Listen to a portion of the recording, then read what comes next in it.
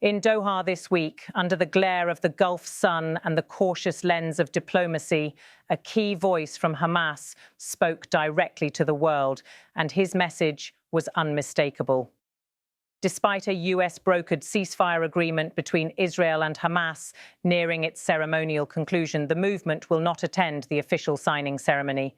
The statement came in an exclusive interview with AFP TV. Hossam Badran, a senior member of Hamas's political bureau, made it clear that while mediation continues, Hamas will not stand beside other signatories at the table of peace, not under these terms and not under these optics. He said, therefore, with regards to the official signing, we will not be involved. We are primarily dealing through the Qatari and Egyptian mediators, of course, and also with the recent involvement of Turkey in this process. It was a remark that immediately rippled through diplomatic circles. To many observers, it underscored how fragile the so-called Trump peace framework truly is, a plan ambitious in design, yet uncertain in acceptance. For Badran, the issue was not diplomacy itself, but dignity. Hamas would not, he suggested, take part in a public spectacle that did not reflect true sovereignty or equality in negotiations.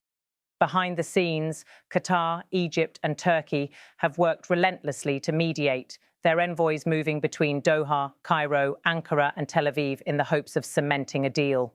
But even with their combined leverage, the gap between ceremony and substance remains wide. In Gaza, the war has left a scar too deep to disguise. Cities pulverized, hundreds of thousands displaced, an entire generation growing up amid the rubble of broken promises. For Badran, symbolism without justice meant little. His next words made that clear. He said, Hamas leaders who are in the Gaza Strip are on their land, a land they've lived on for many years, among their people and their nation. So the normal thing is for them to stay there. The exception would be a Palestinian being outside his country and his land. On the contrary, we long for the day we return to the land from which we were driven and expelled. Talk about expelling Palestinians, whether they're Hamas members or not, from their land is absurd and nonsense. It was a pointed rejection of one of the most controversial elements in Trump's 20-point Gaza peace plan, the proposal that some Hamas leaders leave Gaza as part of a demilitarization confidence measure. Badran dismissed that outright. For him, the demand wasn't just politically unthinkable, it was morally insulting. In that statement, every word carried historical weight. Exile, expulsion, return, words that echo through decades of Palestinian identity. He framed it not merely as a matter of negotiation, but as one of belonging and resistance. That framing matters because even as the ceasefire takes hold, its implementation depends on mutual recognition and restraint, two elements still missing from the fragile equation. Across Gaza today, life is cautiously returning to motion. Some families have begun walking back through streets of dust and concrete, searching for what remains of their homes. Others linger in temporary shelters, waiting for international agencies to deliver aid that has been delayed by bureaucracy and insecurity. Yet the underlying political question remains, who will rule Gaza when the guns fall silent?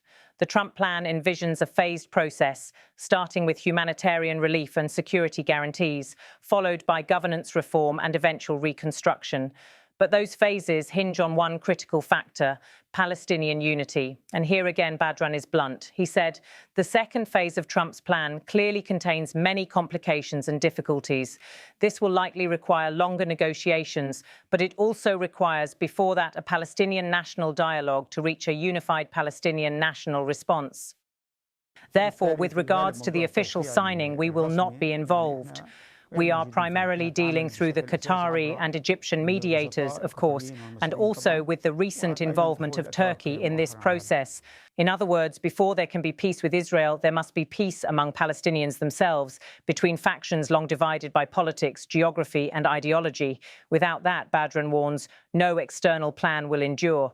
It's a message not just to Washington or Tel Aviv, but to Ramallah and Cairo as well. The ceasefire's success depends less on the signatures of diplomats and more on the cohesion of those who live under its terms. For international mediators, the absence of Hamas at the signing creates practical and symbolic problems. Practically, it complicates monitoring and implementation. Who verifies prisoner releases, oversees aid distribution, or ensures security along fragile borders? Symbolically, it undermines the appearance of consensus. A peace deal that one side refuses to endorse in public risks being perceived as incomplete before it even begins. Still, mediators press on. Qatar continues its shuttle diplomacy. Egypt's intelligence apparatus, long practiced in these crises, remains active behind closed doors. Turkey's entry adds a new dimension, a signal that Ankara intends to reassert itself in the regional balance of mediation and influence. But Badran's tone is more defiant than conciliatory. In his final words, he returned to the theme that has defined Hamas's narrative for decades: resistance. He said, if this battle resumes, Hamas, will confront and expend all its capabilities to repel this aggression. We are in a stage of self-defense, and we are not the aggressors. That line, delivered calmly but firmly, speaks volumes. It reinforces Hamas's portrayal of itself as a movement under siege rather than an aggressor, a framing aimed at both domestic audiences and sympathetic states abroad. For diplomats, it also serves as a warning. Any collapse in the ceasefire could reignite fighting with full intensity. The statement also underscores how limited the current calm is. A ceasefire, after all, is not peace. It is an intermission, fragile, conditional, and reversible. For those watching from the region, this moment feels like a familiar balancing act. The mediators, Qatar, Egypt, and now Turkey, are walking a diplomatic tightrope, each seeking to prevent the ceasefire from unraveling while protecting their own national interests. For Qatar, maintaining credibility as a neutral broker is vital. For Egypt, the stakes are security on its own border. For Turkey, it is influence, political and moral, in a conflict that resonates deeply across its society. Meanwhile, on the ground in Gaza, the humanitarian toll is staggering. The United Nations estimates that over 75% of the enclave's infrastructure has been damaged or destroyed. Water and electricity remain scarce. Entire neighborhoods no longer exist. Even if reconstruction begins tomorrow, it could take years before basic life resumes. This, Badran and others argue, is why symbolism matters less than substance. To them, a ceremony in Cairo or Doha without genuine reconstruction and political sovereignty is just theatre. Analysts say Hamas's non-attendance could be a calculated move, a way to signal disapproval without derailing the entire process. By working through mediators rather than walking away entirely, Hamas preserves leverage while avoiding isolation. But the risk is clear. Every missed handshake widens the gap of trust. For Washington, the optics are equally complex. President Donald Trump has hailed the deal as the most difficult peace I've ever made. His administration wants a public visual success: signatures, flags, handshakes. Without Hamas's presence, that image is incomplete. Yet his envoys, led by Jared Kushner and Secretary of State Marco Rubio, continue to insist that implementation will proceed regardless. Hamas leaders who are in the Gaza Strip are on their land they've lived on for many years, among their people and their nation. So the normal thing is for them to stay there. The exception would be a Palestinian being outside his country and his land. On the contrary, we long for the day we return to the land from which we were driven and expelled.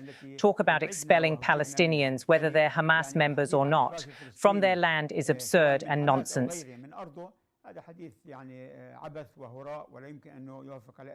Still, even supporters admit that enforcement will be difficult. Any misstep, an airstrike, a border violation, a political assassination could unravel the fragile truce. For now, the ceasefire is holding, at least in name. Aid convoys are moving cautiously through the Rafah crossing. Prisoner exchanges have begun under the supervision of international observers. Israel has initiated a partial troop withdrawal. These are early signs of progress, small, reversible, but tangible. And yet beneath the surface, mistrust runs deep. Hamas fears being sidelined in post-war governance. Israel doubts that disarmament will ever occur. And ordinary Palestinians question whether any deal will improve their lives. In the absence of consensus, mediators are urging patience. Diplomacy, after all, is an incremental art, and in the Middle East, every inch of progress is earned through exhaustion as much as effort. Hossam Badran's remarks remind the world that no plan, however detailed, can succeed without legitimacy among the people it affects. His language may be defiant, but it also reflects a deeper truth. Peace imposed is peace postponed. The international community now faces a choice, and to push for ceremony or to press for substance, to focus on the optics of peace or on the architecture of a sustainable one. As one senior regional diplomat put it this week, you can sign paper, but you can't sign trust. In the days ahead, attention will turn back to the mediators. Can they persuade Hamas to rejoin the process more visibly? Can the US and its allies transform this partial ceasefire into a comprehensive roadmap? Can Palestinians, divided by faction and geography, find a shared political voice strong enough to carry forward the weight of peace? The answers will not come from any single press conference or signing table. They will emerge slowly from the rubble and the silence that follow war. For now, Doha has given the world a glimpse of that delicate balance between defiance and diplomacy, between symbolism and survival. Hossam Badran's words may have been spoken calmly, but their message was sharp. Peace cannot be performed, it must be lived. And as the world watches, the ink on the ceasefire agreement may dry, but the question of who truly owns that peace remains wide open. Therefore, with regards to the official signing, we will not be involved. We are primarily dealing through the Qatari and Egyptian mediators, of course, and also with the recent involvement of Turkey in this process. Hamas leaders who are in the Gaza Strip are on their land they've lived on for many years, among their people and their nation. So the normal thing is for them to stay there. The exception would be a Palestinian being outside his country and his land. On the contrary, we long for the day we return to the land from which we were driven and expelled. Talk about expelling Palestinians, whether they're Hamas members or not, from their land is absurd and nonsense. The second phase of Trump's plan clearly contains many complications and difficulties. This will likely require longer negotiations, but it also requires, before that, a Palestinian national dialogue to reach a unified Palestinian national response.